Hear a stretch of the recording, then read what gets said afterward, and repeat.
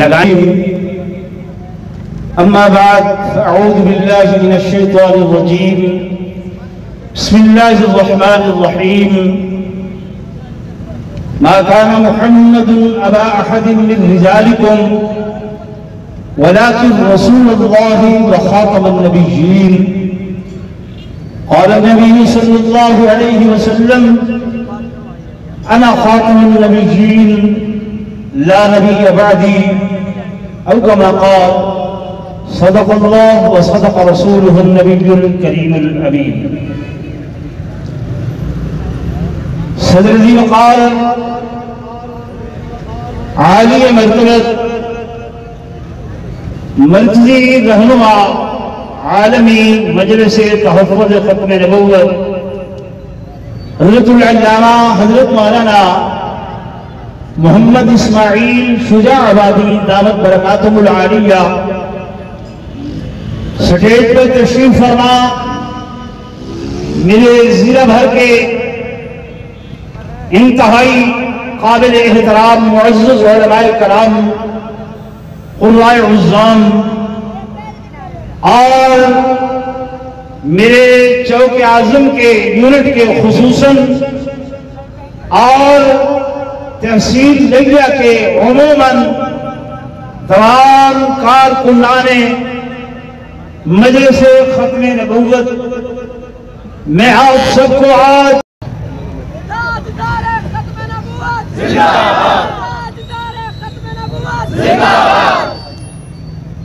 تو میرے چوک اعظم کے غیور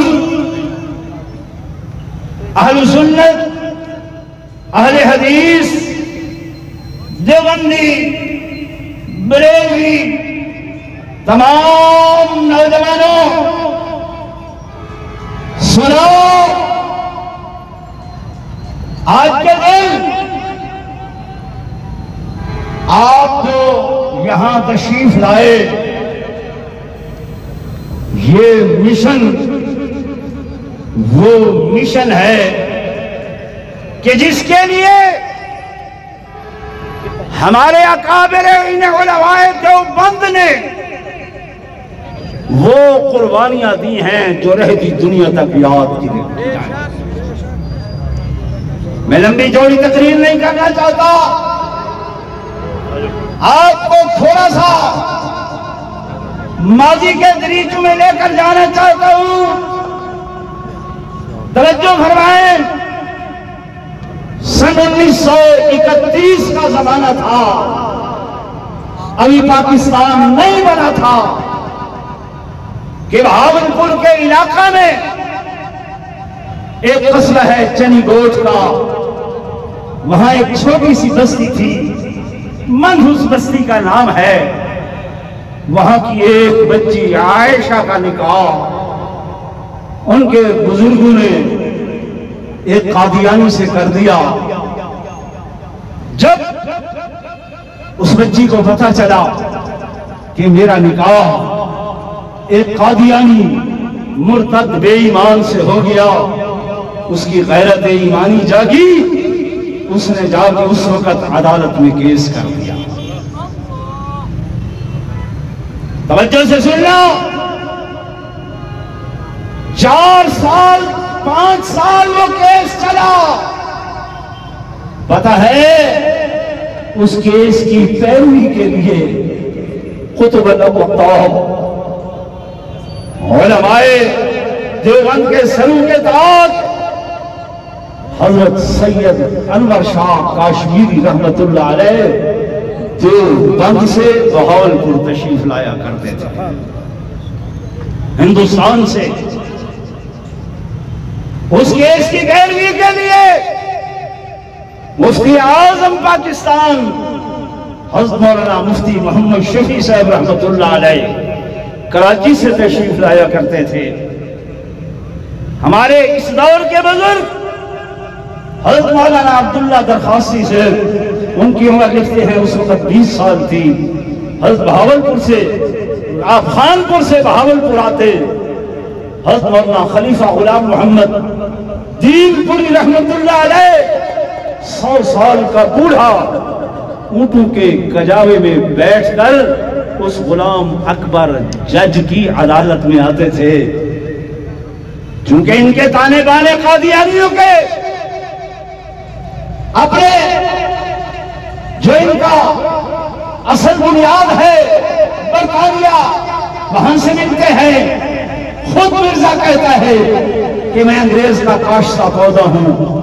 وہاں کی ملکہ وکٹوریا، جس نے بہاولپور میں وکٹوریا ہاسپٹل کے نام سے بڑا ہسپتال بنایا تھا، نواب صادق خان سے کہا کہ تمہارے شہر میں ایک مقدمہ چل رہا ہے، جج سے کہو یہ مقدمہ قادیانیوں کے حق میں کرے، میں سلام پیش کرتا ہوں۔ نواب صادق خان مرحوم رحمت اللہ علیہ نے فرمایا، ملکہ سلامت، ہم نے آپ سے تجارت کے سودے کیے ہیں، دنیا کے سودے کیے ہیں، دین کا سودا نہیں کیا۔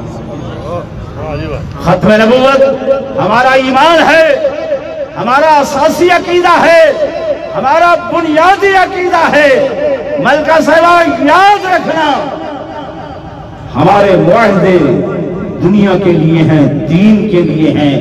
میں کٹ تو سکتا ہوں پر حضور کی ختم نبوت پر آنچ نہیں آنے دوں گا۔ ختم نبوت، شہدائے ختم نبوت، تاجدار ختم نبوت، نعرہ تکبیر۔ نواب صادق صاحب غلام اکبر جج کی عدالت میں گئے، کہنے لگے خیال کرنا مجھے ملکہ وکٹوریا کی شفاعت کی ضرورت نہیں ہے، مجھے محمد رسول اللہ کی شفاعت کی ضرورت ہے۔ آپ نے فیصلہ وہ دینا ہے جس سے میرے محبوب محمد مصطفیٰ راضی۔ میرے عزیزوں، میرے نوجوانوں، اپنے اکابر کی، اپنے اسلاف کی تاریخ کو دیکھو، بات لمبی ہو جائے گی۔ یہ سن 74 کی جو بات ہے، اس وقت اسمبلی میں تمہارے پیر و مرشد حضرت مولانا مفتی محمود صاحب رحمت اللہ علیہ، سب کہہ دو مفتی محمود صاحب رحمت اللہ علیہ، حضرت کے ساتھ ہمارے بزرگ ہوتے تھے، مولانا عبد الرحیم صاحب، وہ کتابوں کے ٹرنک اٹھا کر گئے اور کئی دن تک اسمبلی میں بحث و تمہیز کر کے یہ ثابت کیا کہ مرزا قادیانی دجال ہے، کاذب ہے، کافر ہے، اور ہمارے اکابر کی قربانیوں کی باتیں وہ فہرست بڑی طویل ہے۔ ایک بات عرض کو کروں، حضرت مولانا غلام غوث ہزاروی رحمت اللہ علیہ ابھی ہم سے گزرے ہیں، میں چھوٹا تھا، لیا میں سنا تھا، حضرت کا بیٹا نوجوان، ایک ہی بیٹا تھا، بیمار تھا، آخری سانسوں پہ سانس اٹکی ہوئی تھی، دروازہ کھٹکا، کون؟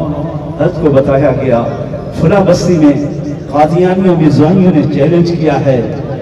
آپ نے فوراً اپنا سامان باندھا، باہر گئے، گھر والی نے کہا ایک ہی بیٹا ہے، جان لبوں پر ہے، فرمایا زندگی رہی تو یہی ملاقات ہوگی، ورنہ میں وہاں جا رہا ہوں جہاں حضور کی ختم نبوت کی بات ہونی ہے، میں نے حضور سے شفاعت کرانی ہے، بیٹے سے انشاءاللہ دن قیامت کی ملاقات ہو۔ نعرہ تکبیر، تاجدار ختم نبوت، حضرت مولانا غلام غوث ہزاروی رحمہ اللہ، نعرہ تکبیر۔